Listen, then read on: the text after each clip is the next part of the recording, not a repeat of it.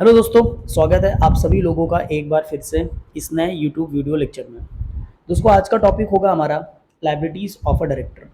दोस्तों, डायरेक्टर बहुत ही important officer होता है जॉइंट स्टॉक कंपनी में, जिसकी वजह से वो कुछ एक्टिविटीज़ के लिए एज अ लाइबल होता है कंपनी के अंदर। तो उसकी पहली लायबिलिटी हम डिस्कस करते हैं। So liability to the company. So director must be act best interest of the company और compensate for any loss cause by the their negligence. यानी कि डायरेक्टर को कोई भी अगर पॉलिसी बनानी है, कोई भी एक्ट अगर वो डायरेक्टर को करना है, तो वो कंपनी के बेस्ट इंटरेस्ट के लिए होनी चाहिए। अगर उसकी इग्नोरेंस की वजह से, नेग्लिजियंस की वजह से कंपनी को कोई लॉस होगा, तो वो डायरेक्टर वो कंपनसेट करेगा, यानी वो लॉस डायरेक्टर को भरना पड़ेगा। इस तरह से कंपनी, इस तरह से जो डायरेक्टर होगा वो कंपनी के प्रति लायबल होगा। नेक्स्ट पॉइंट आता है liability to the third party. So director can be held responsible for wrongful act that impact third parties।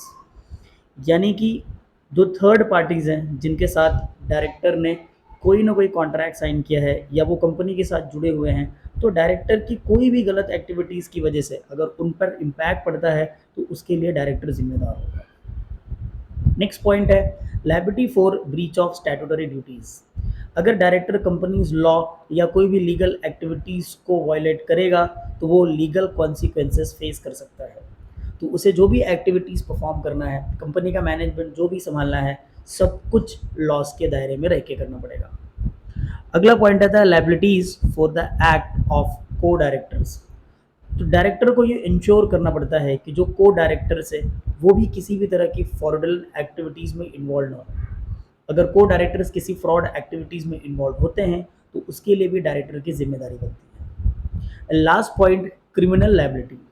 Fraud, misrepresentation और अदर ऑफेंसेस में result in legal action against director. यानी कि अगर director कोई fraud कर रहा है या कंपनी में मिस प्रेजेंटेशन कर रहा है या कोई ऑफेंस गुनाह कर रहा है, तो इसका रिजल्ट क्या होगा, फिर उनके अगेंस्ट में लीगल एक्शन होगा। तो दोस्तों, ये था डायरेक्टर की लायबिलिटीज। अब नेक्स्ट टॉपिक है हमारा legal position of a director. तो कंपनीज एक्ट में exact position of director define नहीं की गई है। कॉमनली आप उसको बोल सकते हो they are the agent of the company, they are the trustees of the company, or they are the managing partners of the company। तो दोस्तों, डायरेक्टर की एग्जैक्ट पोजीशन कंपनी के अंदर डिफाइन नहीं है। इसके पीछे का रीज़न क्या है? क्योंकि डायरेक्टर को एक वास्ट पावर मिली हुई है। सो दैट इज़ वाई हम उसको एक टर्म में डिफाइन नहीं कर सकते। तो आइए हम देखते हैं, क्या डायरेक्टर कंपनी का एजेंट है, क्या डायरेक्टर कंपनी का ट्रस्टी है, या वो कंपनी का मैनेजिंग पार्टनर है। तो सबसे पहले देखते हैं director as agent.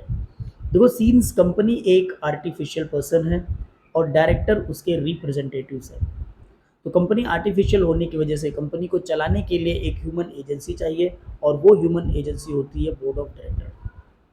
They make decision on the behalf of the company and their liability is similar that agent. So while company itself is the principal.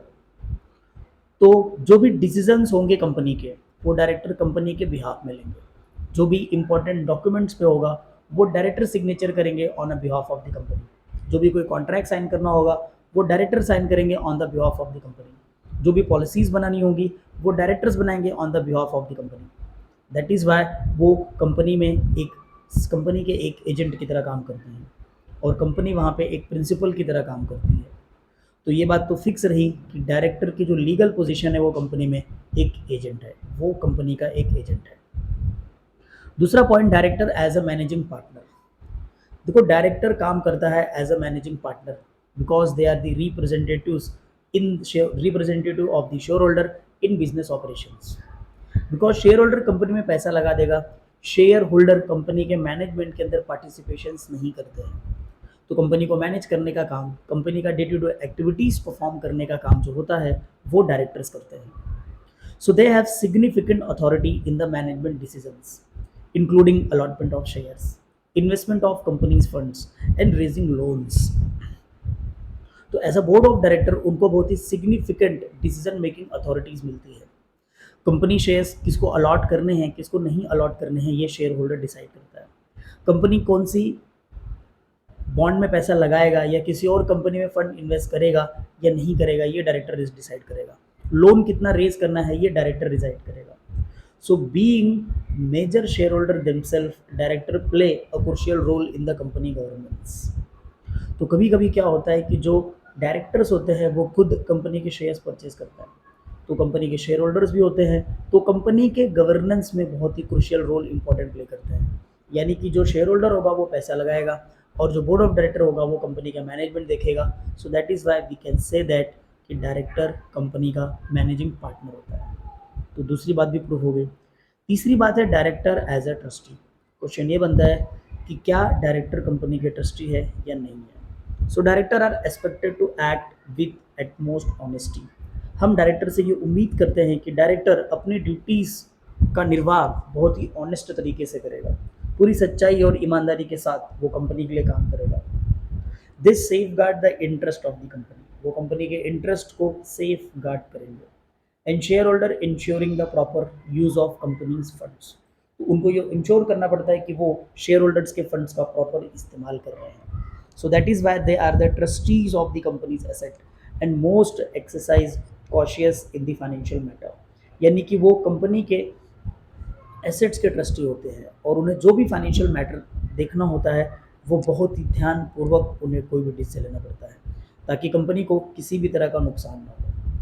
तो इससे ये बात प्रूफ होती है कि जो हमारा डायरेक्टर है उसकी लीगल पोजीशन ये तीनों है। So they are the commonly regarded as a agent, trustee and managing partner. तो डायरेक्टर कंपनी का एजेंट भी है, ट्रस्टी भी है, मैनेजिंग पार्टनर भी है। तो दोस्तों आज के वीडियो में इतना ही है। अगर आपको इस वीडियो लेक्चर की कॉपी चाहिए तो आप पीडीएफ डाउनलोड कर सकते हो। कॉमर्स विद अनिल सर एक टेलीग्राम चैनल मैंने बना दिया है और जितने भी वीडियो लेक्चर्स होते हैं उसके पीडीएफ मैं उस पर अपलोड कर देता हूँ। और अगर कोई भी यूट्यूब पे वीडियो लेक्चर अपलोड होगा तो वो वीडियो भी आपको उस चैनल पे दिख जाएगा। तो आप उस चैनल को ज्वाइन करो और आप कॉमर्स विद अनिल सर इस चैनल को सब्सक्राइब करो, लाइक करो। और अगर आपको किसी और टॉपिक पे वीडियो चाहिए तो आप कमेंट करके मुझे बता सकते हैं। तो आज का पूरा वीडियो देखने के लिए आप लोगों का बहुत बहुत धन्यवाद। Thank you so much.